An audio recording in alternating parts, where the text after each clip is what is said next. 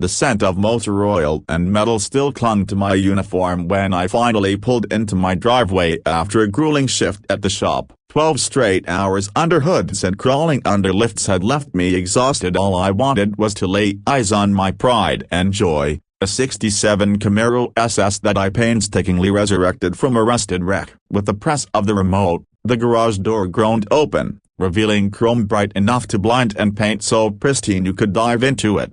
Before I could even finish admiring it, everything blew up. Someone, call 911. He's stealing my car. That shriek belonged to Brenda Wilson, my HOA president and neighborhood menace, storming across the lawn like a furious pit bull. Cell phone already pressed to her ear, she snarled, "Yes, there's a black man stealing my vehicle right now. Send everyone." She'd called the police before even asking a single question. There I stood in my own driveway, keys in hand, about to be arrested for grand theft auto, a broken bar of my own car. What would you do if your neighbor summoned the police on you in your own driveway? Drop a flag emoji. And where are you tuning in from? Let's see just how far this madness spreads. My name's Marcus. I'm a third-generation mechanic. My grandfather taught my father, and my father passed it on to me. For 6 decades, our family has kept this town running on 4 wheels. After my divorce last spring, a thank you to my ex-wife for deciding that grease-stained hands weren't attractive, I put what little money I had left toward the modest place in Willowbrook Estates. According to the real estate pitch, it was a perfectly ordinary middle-class HOA community where everybody kept to themselves and the lawns looked like magazine covers.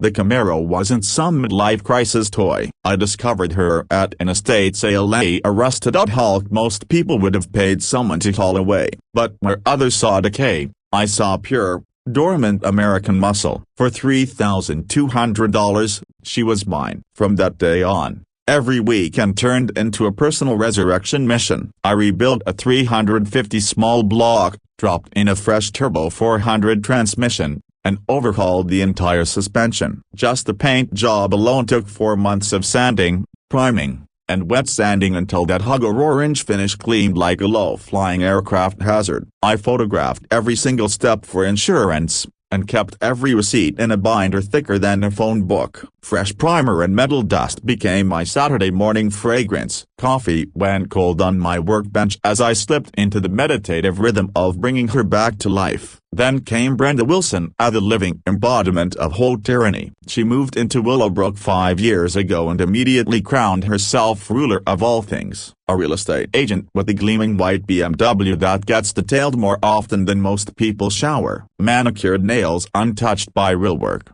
Highlighted hair that defies gravity, and a frozen smile sharper than a broken icicle. For 3 years, she tried unopposed as HOA president because nobody else was foolish enough to volunteer for neighborhood Gestapo duty. Her specialty was weaponizing paperwork. Trash cans left on the curb 15 minutes too long. Citation. Fence posts measuring a quarter inch off from regulation. Violation. Mailbox fonts not Willowbrook approved. Warning. She once measured my grass with a ruler and claimed it exceeded the 2.5-inch max. Just maintaining community standards, she'd said with that plastic grin. 2 weeks before the garage incident, she marched over while I was bleeding brake lines. My impact wrench apparently offended her delicate ears. "Excuse me, there's a noise ordinance. No power tools after 6 p.m. I wiped my hands and calmly replied, "Actually, the city permits hobby work until 9. Happy to show you the ordinance." Her smile dropped 10 degrees. "Well, we'll see about that. This kind of industrial activity affects property values," she said. Industrial activity like I was running a drug lab instead of restoring an American classic. The real detonation happened the morning of her monthly pool party. Her backyard filled up with mimosas and gossip, laughter floating over my garage walls. Then I heard it, her bragging voice slicing through the air. "Oh, that's my new Camaro. Just bought it from a classic dealer in Phoenix. $45,000. Totally worth it. They deliver next week." I dropped my sack at trench. She was proudly showing guests photos a broken bar of my car, pretending she owned it, basking in their admiration as if she'd personally invented horsepower. Later that afternoon, I backed my Camaro out to grab brake fluid. The rumble of the 350 echoed off their houses like controlled thunder, a sound that only true gearheads can appreciate. When I returned, Brenda stood in her driveway, arms crossed, glaring at my car like a hawk tracking prey. I nodded. She didn't flinch, just stared burning holes into the paint with her eyes. That night, I'm almost certain she spent hours online weaving a delusion, convincing herself I'd somehow stolen her imaginary purchase. By morning, she wasn't just an annoying neighbor anymore. She was a full-blown Karen with a mission. When 2 patrol cars came screaming into my driveway with lights blazing, I knew my peaceful Saturday was done for. 4 officers jumped out like they were stopping an armed robbery, which, according to Brenda's Oscar-worthy 911 call, they were. Officer Rodriguez, a calm 20-year veteran with seen it all eyes, stepped forward first. His partner, a younger cop named Morgan, hovered behind him, hand twitching just inches from his holster. Morgan, the younger officer who looked like he bench-pressed squad cars for fun, stepped in beside Rodriguez with his notebook ready. "Evening, sir. We received a report of a stolen vehicle at this address." The absurdity hit me so hard I almost laughed. "A stolen vehicle? Officer, this is my car, in my garage, at my house." That's like accusing someone of stealing their own refrigerator. Right on cue, Brenda appeared beside the officers like a suburban banshee, clutching her phone like it was a holy relic. "That's him. That's the thief. I bought that exact Camaro yesterday for $45,000. I inhaled slowly, tasting the faint exhaust from my perfectly legal pride and joy, and reminded myself not to explode. "My dad always said, documentation beats desperation." "Officers, I can prove ownership right now," I said, pulling up my phone. I opened the album where I documented every step of the restoration. Rodriguez began scrolling through the photos. A rusted shell, stripped chassis, fresh paint, engine drop-in. His eyebrows kept climbing as he swiped. "Damn," he muttered, stopping on a close-up of the engine bay. "You do this professionally." "Family business. My grandfather would have whacked me with a wrench if I cut corners." Meanwhile, Brenda was spiraling. "He's lying. Look at these." She thrust a handful of printed photos at them, obvious dealership stock shots you could pull from a quick Google search. "I wired the money yesterday. They're shipping it this week." Chen, the other officer, studied them like someone reading a bland tax report. "No van, no documentation, just glossy images of some orange Camaro." "Ma'am, do you have any proof of purchase? Bill of sale, wire transfer, dealer contact?" Brenda's face went crimson. "It's being processed." The dealer said classic car paperwork takes time. While she improvised her fantasy, I walked over to my workbench and pulled out the big binder. Every receipt, every dated photo, every official form. "Here's my DMV registration," I said, handing it over. "My name, this address, van number all matching." Rodriguez examined it under his flashlight. "Perfect." Then came the insurance paperwork. Progressive required photos for agreed value coverage, which Rodriguez flipped through like it was his favorite magazine. Brenda, on the other hand, was unraveling like a cheap sweater. "He forged everything. This is some kind of identity theft scam." That was my cue. I reached into the very back of the binder and pulled out the original handwritten bill of sale. Yellowed paper, faded ink, signed by the sweetest 93-year-old widow you've ever met. 1967 Chevrolet Camaro. Sold as is. Extensive rust damage. $3,200. Buyer assumes all responsibility. Rodriguez stared at it like he'd just unearthed the Dead Sea Scrolls. "Eleanor Hutchinson's estate sale," I explained. "She asked me to bring it back when it was finished." Silence. Nothing but the sound of a sprinkler 3 houses over. Chen snapped his notebook shut like a judge dropping a gavel. "Ma'am, this gentleman has clear ownership records going back over a year. Your evidence appears to be internet printouts." Rodriguez's tone changed, a calm, firm, official. "Ma'am, be advised that filing a false police report is a misdemeanor in this state. People have gone to jail for knowingly giving false statements." Brenda's face drained of color like someone pulled her power cord. "A broken bar. There must be a misunderstanding. The stress of car shopping. A broken bar. It's confusing. A broken bar." Maybe her mouth said that, But her eyes told another story. As the officers walked back to their cruisers, I glanced toward her house A and saw her staring through her living room window like a chess player planning her next move. This wasn't finished, it was just round one. Monday hit me like a sledgehammer. Still half asleep and wearing yesterday's work clothes, I trudged to the mailbox with coffee in hand and found an official violation notice waiting like a venomous snake. Notice of Covenant Violation: Unauthorized Commercial Vehicle Storage. My perfectly ordinary Ford Transita, the same one with Rodriguez Family Auto painted on the side, was apparently violating community standards. $200 fine, 48 hours to comply. Brenda's signature at the bottom looked like she'd signed a royal decree. From my kitchen window, I watched her power walk past my driveway, glaring at my van as if I'd parked it on her grandmother's grave. Her jogging route suddenly included 17 laps past my house. Yes, say I counted. Here's what most folks don't realize about rules: they're actual legal contracts, and contracts live and die on paper trails. My divorce lawyer drilled that into me. Everything leaves a trail. So on my lunch break, I drove down to the county courthouse and dove into the archives. What I found was better than an unexpected lottery ticket. My van, purchased in 2017, 3 years before Willowbrook enacted their commercial vehicle rules in 2020, and any vehicles owned before the change were grandfathered in by law, untouchable. I drafted a response my old man would have framed,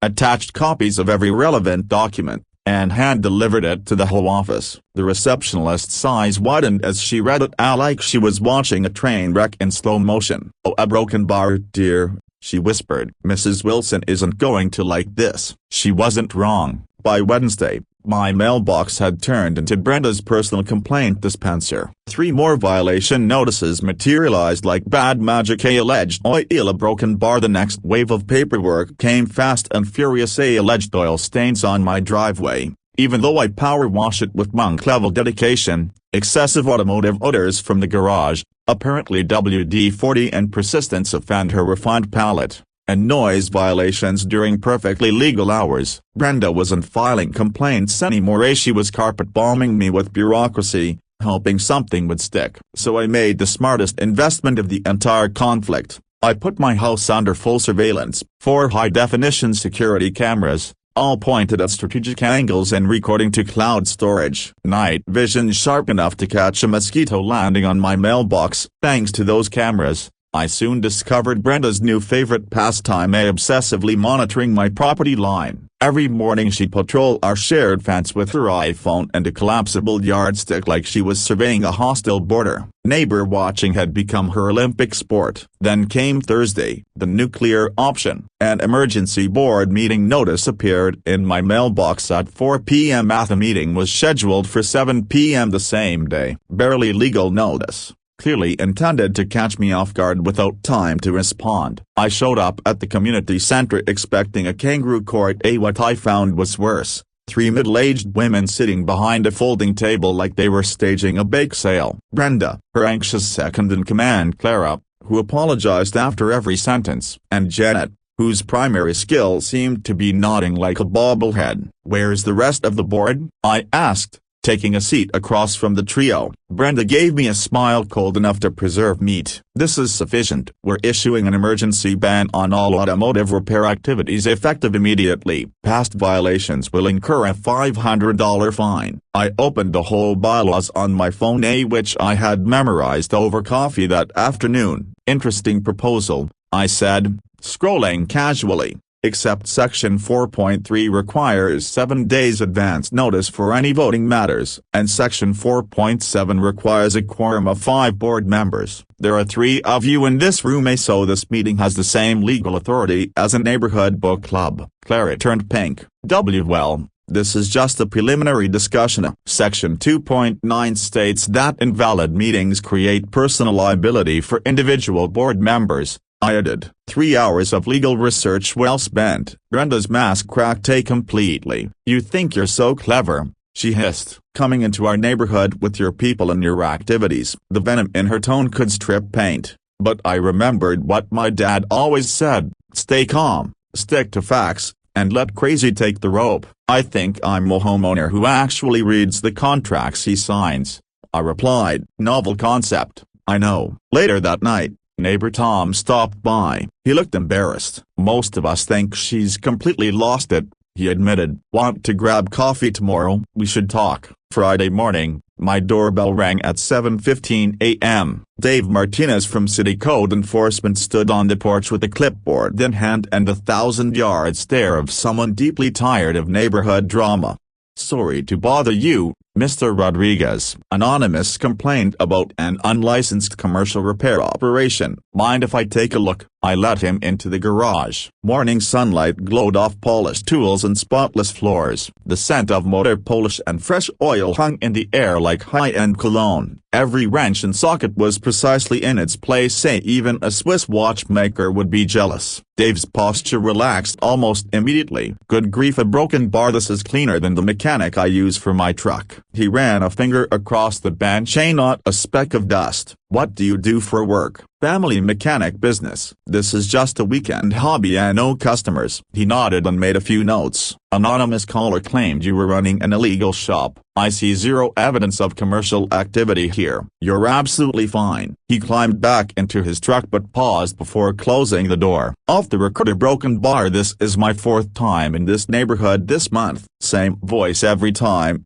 Different accusations. That lady needs a hobby that doesn't involve my department. A few days later, Brenda escalated again, this time via certified mail. She had filed a formal complaint with my homeowner's insurance company, claiming my garage a broken bar activities created a severe fire hazard that allegedly threatened nearby homes. The letter demanded an immediate inspection and hinted that my policy could be cancelled altogether. When my insurance agent, Bill, showed up on Tuesday afternoon, I braced for another round of bureaucratic nonsense. Instead, he spent the first 10 minutes hunched over my engine bay like he was admiring the Sistine Chapel. "Yaha, broken bar, someone is definitely trying to screw you," he muttered as he finished his inspection report. "Your fire protection setup exceeds commercial standards. Half the garages in this neighborhood are ticking propane bombs." Bill's company responded with a cease and desist letter straight to Brenda's mailbox, which,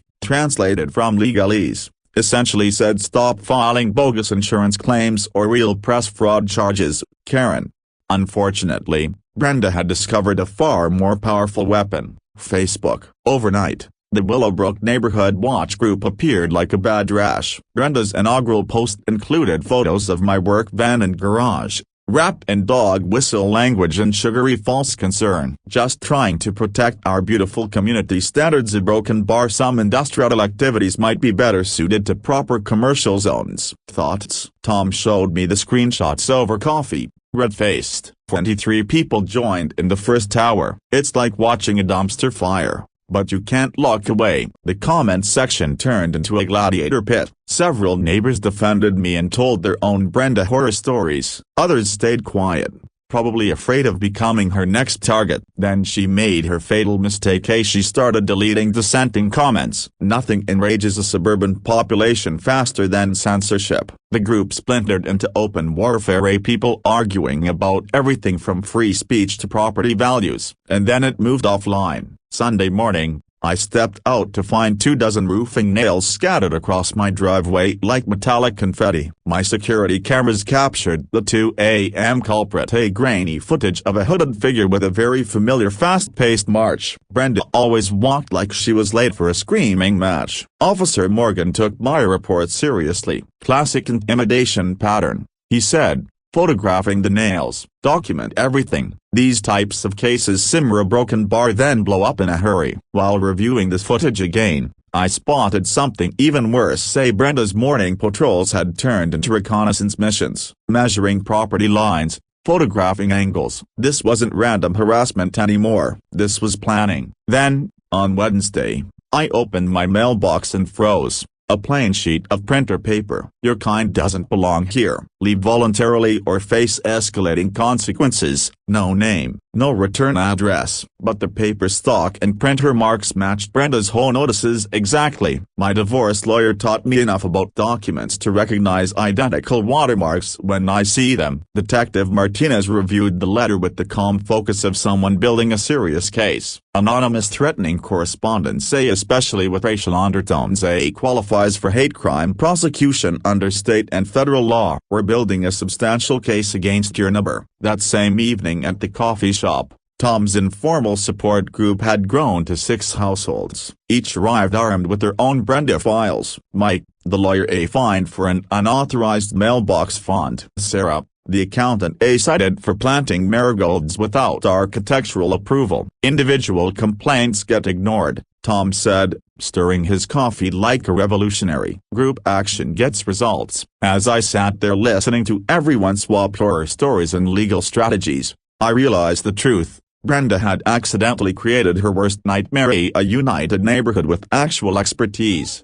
And so the hunter became the hunted. Friday afternoon found me in the basement of the county courthouse, a fluorescent-lit purgatory that smelled like burnt coffee and ancient paperwork. The clerk slid a dusty box toward me. Whole financials are in corporate filings. Good luck. 3 hours later, buried in a mountain of documents, I found what she'd been trying so hard to hide. Willowbrook's financials read like a tutorial in suburban embezzlement. Since $15,000 paid to B&B Property Solutions for consulting and no explanation. Since $8,500 to Brenda's Best Gardens for landscaping that never happened. Since $12,000 to Wilson Associates suspiciously beginning right when Brenda's divorce was filed. All 3 companies listed the exact same business address. 1247 Maple Lane, Brenda's house. A quick search of the state's business registry confirmed it. B&B Property Solutions, sole proprietor, Brenda Wilson. Brenda's Best Gardens, dissolved after doing 0 projects. Wilson Associates, her ex-husband's law firm. She had been siphoning neighborhood fines like a suburban Pablo Escobar. Nearly $78,000 funneled into her personal legal war chest over 2 years. But what made my hands shake wasn't the theft, it was the pattern. Cross-referencing complaint dates and real estate sales, I uncovered her real business model.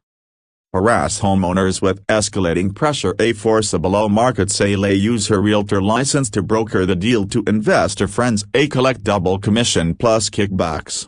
3 families had already been pushed out in the last year. The Hendersons, $40,000 below appraisal after excessive basketball noise. The Puddles, left after weekly citations for culturally inappropriate cooking odors. My case matched the pattern perfectly. A single homeowner, high-value property worth $380,000, no family support nearby. I wasn't just a target, I was the next payday. And then the final piece fell into place. Buried in the foreclosure docket, like a golden ticket. Brenda's own house was in default. $23,000 in unpaid HOA dues, back taxes, legal fees, maxed credit cards. Her foreclosure hearing was in 4 weeks. The irony was delicious. The woman terrorizing neighbors over minor rule violations hadn't paid her own dues in over a year. Suddenly it all made sense. The desperation, the false reports, the social media smear campaign. Brenda wasn't a power-hungry Karen. She was a cornered predator, and I was her last chance at a commission before the bank took everything. The Camaro incident wasn't a coincidence. It was the opening move in her endgame. I photocopied everything, hands trembling slightly as the machine hummed through page after page of incriminating documents. $17 for hard evidence of my neighbor's criminal enterprise. Best money I've ever spent. Walking across the courthouse parking lot,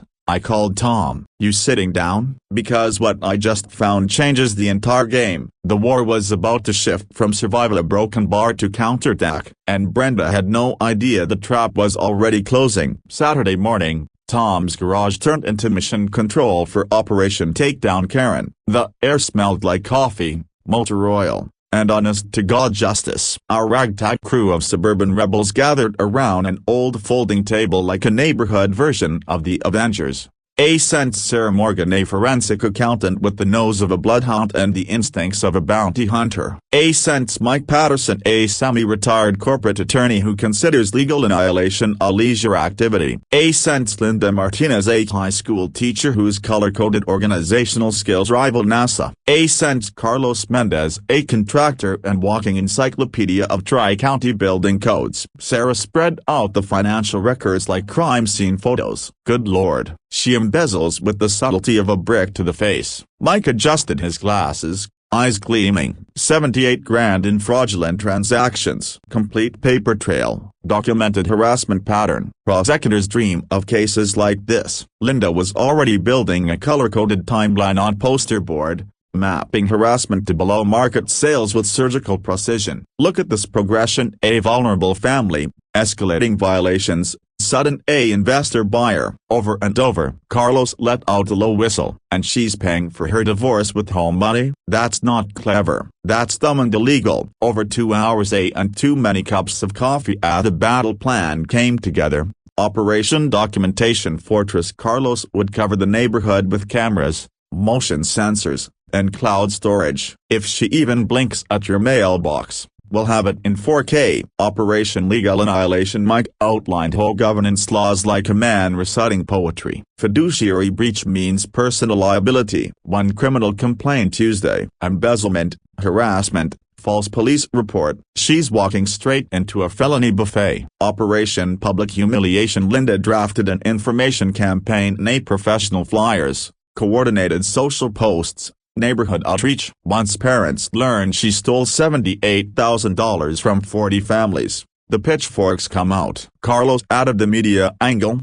President steals funds and racially harasses neighbor. Channel 7 will skip the weather report to cover that. Our psychological strategy was simple and devastating. Let her think she's still winning while we quietly build an ironclad legal case around her. Rope-a-dope, Mike said with a satisfied grin. Let her swing herself into handcuffs. And the timing? Absolute poetry. A Sense foreclosure hearing. 3 weeks. A Sense audit results. 2 weeks. A Sense board elections. 4 weeks. A Sense real estate license renewal. 6 weeks, and requires disclosure of criminal charges. One perfectly synchronized collapse. By the time we broke up, Tom clapped me on the shoulder. 2 months ago you were the quiet mechanic next door. Now you're leading a neighborhood uprising. I looked around at our charts, evidence binders, and coordinated schedules. Sometimes bullies pick the wrong victim, I said. She's about to figure that out. The trap was baited and primed. Monday morning delivered the sweetest sound imaginable. The panicked shriek of Brenda Wilson echoing across the street like a malfunctioning fire alarm. Phone jammed to her ear,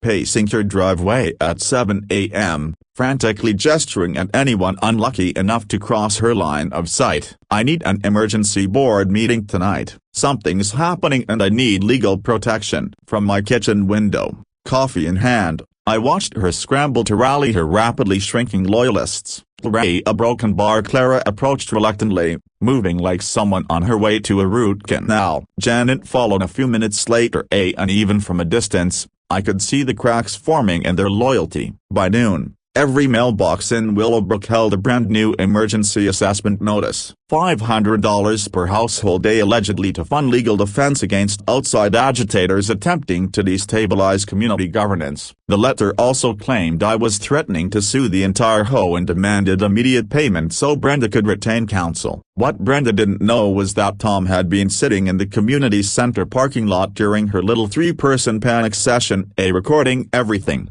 They're investigating our finances, Brenda's voice hissed from Tom's phone when we played it back later. I don't know how much they know, but we need to control the narrative before this gets out of hand. Clara's shaky response. Brenda, a broken bar. Maybe we should just a number. I've worked too hard to let them destroy this. If I go down, I'm taking them with me. The audio was crystal clear, admissible in any courtroom, and Mike smiled like a wolf being handed a steak. Wednesday night brought the first true act of desperate stupidity. My security cameras caught Brenda sneaking around my property at 2:47 a.m., dressed in all black like a suburban ninja. She brought a petty revenge toolkit, tire-slashing knife, spray paint, small containers of motor oil. Her plan was obvious: plant evidence of environmental violations and call it in. Unfortunately for her, She spent 15 minutes staging her fake crime scene directly beneath my motion-activated floodlight. The footage captured everything: her face, her plates, and her pathetic DIY frame-up attempt. The next morning, code enforcement showed up. The inspector immediately located the freshly purchased oil containers, Home Depot price stickers still attached, when he calmly pointed out that unused motor oil doesn't create environmental damage. Brenda's story collapsed like wet tissue paper.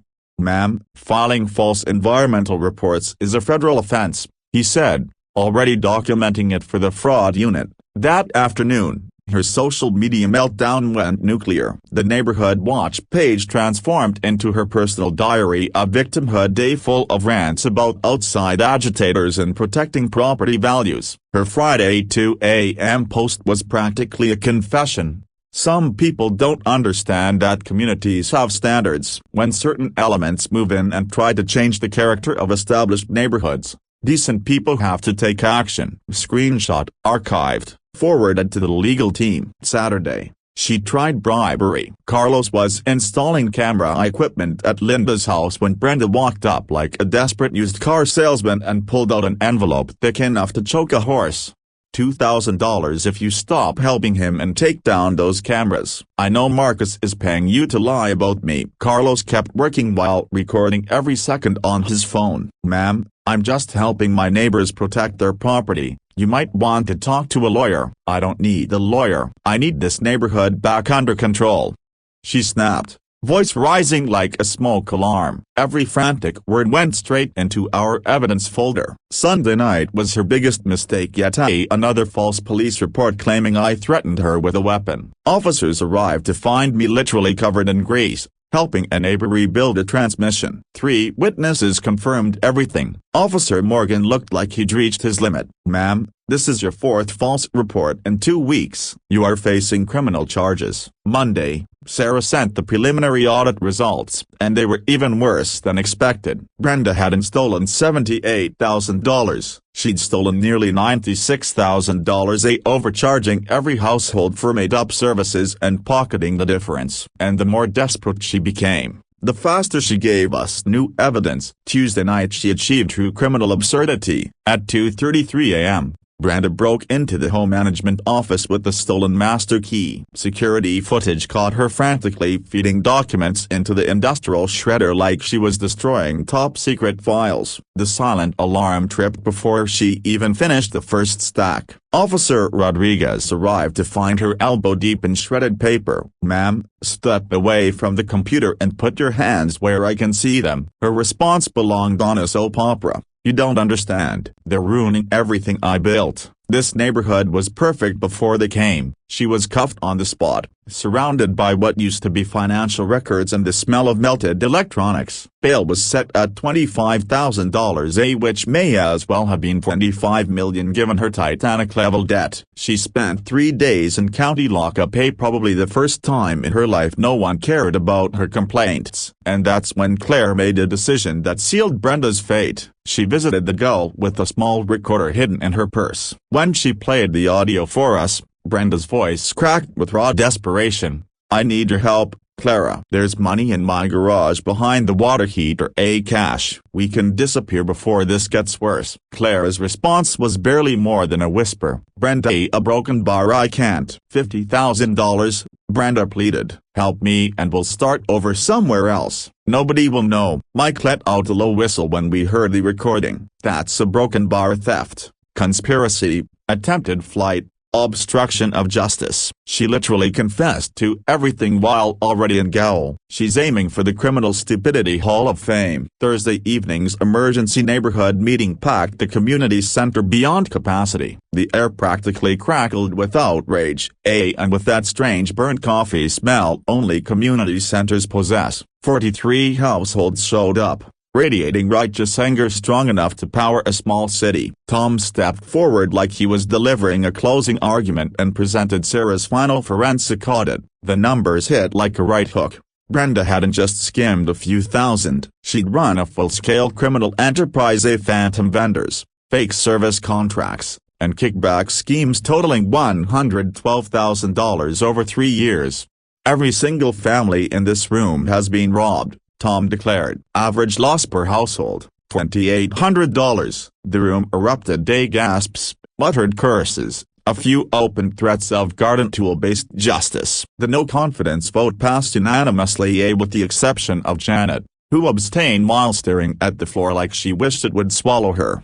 33 households demanded Brenda's removal, criminal prosecution, and full restitution, with interest. Friday morning delivered exactly what Brenda always wanted: media attention, just not the kind she'd envisioned. Channel 7's van arrived before dawn. 2 other local crews pulled up minutes later, eager to feast on the neighborhood drama. Investigative reporter Janet Mills interviewed residents like she'd stumbled into Emmy material. That night's broadcast opened with, "HOA president arrested in massive embezzlement scheme," complete with mugshot and glorious slow-motion footage of her late-night shredding escapade. "My interview took every ounce of restraint my divorce had trained into me. This isn't about revenge," I told the camera. "It's about accountability. People in positions of trust need to understand there are consequences when that trust is abused." Brenda's real estate license was suspended immediately. Past clients began filing complaints. Her professional reputation imploded like a chemical plant on fire. The foreclosure auction sailed through without a single hitch. Her house went for $280,000, almost $70,000 below market value. Turns out news vans are bad for curb appeal.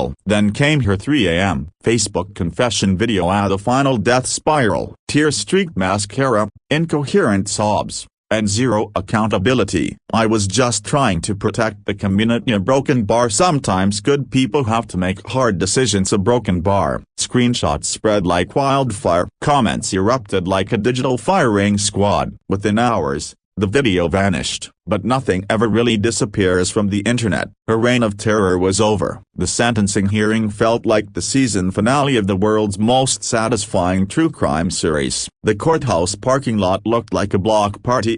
Over 40 neighbors carpooled, greeting one another like old friends. Inside, the room was packed. The air buzzed with anticipation and stale courthouse coffee. Brenda sat at the defendant's table in an orange jumpsuit that clashed spectacularly with her brittle blonde highlights. She looked less like the neighborhood tyrant and more like a broken scarecrow waiting for the wind to take her away. Channel 7 positioned their cameras for maximum drama. Janet Mills had front row seating and the look of someone about to win another Emmy. When Judge Hernandez called for victim impact statements, I stood first. My heart hammered against my ribs, but my voice was steady. "Your Honor, this all began because I opened my own garage door, and someone decided that made me a criminal. But it was never really about a car. It was about power, about someone abusing authority to make ordinary people afraid in their own homes." I spoke about the harassment, the false police reports, the stolen money, but most of all, I spoke about fear, the fear of living next to someone who believed rules were weapons. "She didn't just steal from us," I said, locking eyes with Brenda as she looked away. "She stole our peace of mind. She damaged the trust that makes a neighborhood a community." Tom spoke next with Postal Worker Authority. Sarah delivered the financial evidence like a seasoned prosecutor. Linda highlighted the broader lesson, that standing up together changed everything. Then it was Brenda's turn. Her lawyer launched into an overacted plea about mental stress, divorce trauma, and financial hardship, everything except personal accountability. "My client deeply regrets her actions," he insisted. "She's willing to make restitution and seek counseling." Finally Brenda stood, and what came out of her mouth was pure, undiluted audacity. A broken bar wrapped in an Oscar-worthy performance of crocodile tears. "I never wanted to hurt anyone," she sobbed, dabbing her eyes with tissues like a NASCAR pit crew on a pit stop. "This community meant everything to me. I was only trying to preserve standards and protect property values." Sometimes people don't understand that leadership requires difficult choices. The collective eye roll from the courtroom was practically audible. Even her own attorney looked like he wished he could crawl under the defense table and disappear. Judge Hernandez clearly had no patience left. "Miss Wilson," she began, her voice sharp and steady, "in 30 years on this bench, I have seldom seen such a calculated abuse of fiduciary duty combined with racial harassment and criminal intimidation. She studied Brenda like a scientist examining an unpleasant specimen. You were entrusted by this community and chose to steal from the very people who elected you. You targeted a minority homeowner with false police reports that could easily have resulted in tragedy. You destroyed evidence, attempted to flee, and even now refuse to accept responsibility. The sentence landed like a hammer. 4 years in state prison, full restitution of $112,000 plus court costs, 5 years supervised probation after release. The gavel struck and the room erupted, not with ordinary applause, but a deep, cathartic outpouring of justice finally served. It sounded less like clapping and more like the universe resetting itself. As Brenda was escorted out in chains, she finally glanced back toward us. There was no remorse in her eyes, only pure, concentrated hatred for the people who dared hold her accountable. Outside the courthouse, under camera lights and surrounded by cheering neighbors, a reporter asked, "Mr. Rodriguez, what advice would you give other homeowners dealing with home abuse?" I thought back on everything we'd endured, the fear, the documentation, the long hours of coalition work. Document everything, build community. Truth wins, I said. 6 little words, and by that evening, they'd gone viral, becoming a nationwide rallying cry for whole reform. 6 months after the sentencing, Willowbrook Estates didn't just recover, it thrived. Saturday mornings were filled with barbecue smoke and the sound of kids laughing instead of fear and tension. Tom, now HOA president, Sarah, treasurer, and Mike, legal officer, ran the board with radical ideas like transparency and common sense. Meeting notices were posted in advance, financial reports were online for anyone to read, violation notices required clear photos and reasonable timelines. The community garden, which Brenda would have shut down in a heartbeat, now bloomed behind the clubhouse. Linda organized the planting schedule like she was running a military campaign, and watching neighbors share tomato seedlings felt like therapy. Ironically, property values jumped 15% after Brenda's removal. Turns out buyers prefer community defeats corruption over HOA president embezzles while harassing minorities. Restitution arrived in monthly checks. Every family got their money back, with interest. Watching people pay off credit cards or finally take long overdue vacations felt like its own kind of justice. Brenda's life behind bars was a broken bar less glamorous, according to Clara, who kept in touch out of a mix of guilt and fascination. Our former HOA tyrant now worked laundry duty for 60 cents an hour and shared a cell with someone who'd actually robbed a bank.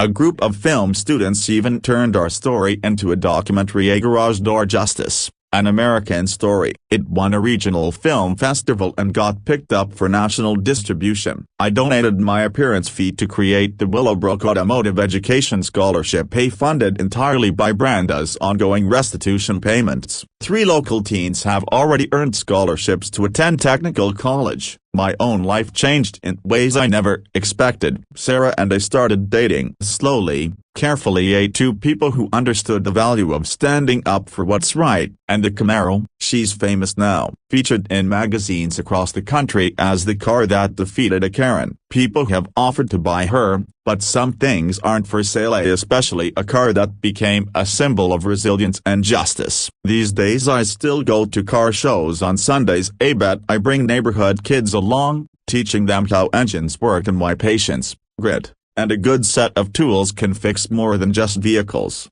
Our case is now being cited in HOA fraud prosecutions in 3 different states. Mike gives talks at legal conferences. Our documentation methods are being taught in workshops for community organizers. The state legislature even passed the Willowbrook Act, requiring mandatory annual audits for all HOAs with budgets over $50,000. The governor's photo op at the bill signing was nice, but the real victory is knowing other neighborhoods won't have to fight the way we did.